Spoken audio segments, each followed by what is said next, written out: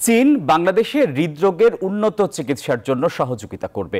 বাংলাদেশের যুব উন্নয়ন সহ নানামুখী উন্নয়নেও কাজ করবে বলে জানিয়েছেন বাংলাদেশে সফররত চীনের কমিউনিস্ট পার্টির কেন্দ্রীয় কমিটির আন্তর্জাতিক বিভাগের মন্ত্রী লি জিয়ানছাও।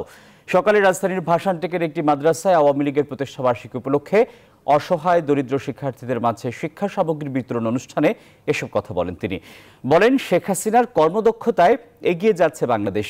জানান, চীন হবে বাংলাদেশের উন্নয়নের সাথী। এ সময় সমাজ কল্যাণ মন্ত্রী ডাক্তার দীপমণি বলেন, চীন বাংলাদেশের পরীক্ষিত বন্ধু, তারা প্রযুক্তি সহ সব ধরনের উন্নয়নে পাশে থাকবে বলে আশা তার।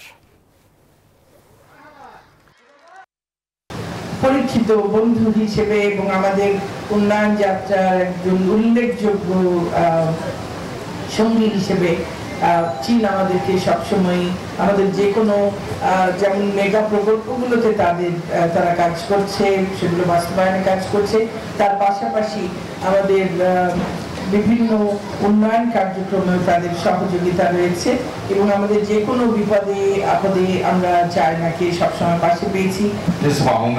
আমরা বাংলাদেশের হৃদরোগের চিকিৎসা ক্ষেত্র ও যুব উন্নয়নে কাজ করব। বাংলাদেশের প্রধানমন্ত্রী শেখ হাসিনার নেতৃত্বে এগিয়ে যাচ্ছে দেশ, তাদের উন্নয়নে পাশে থাকবে চীন।